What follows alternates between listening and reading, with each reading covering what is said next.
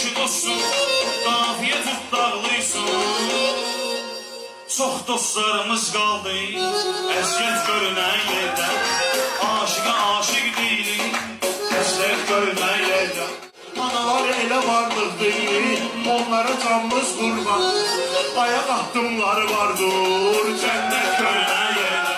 Bir ümidim vardır ki, bağışlayarsan Allah, bəndən nətər qolsun, rəhmət görünən yerdə.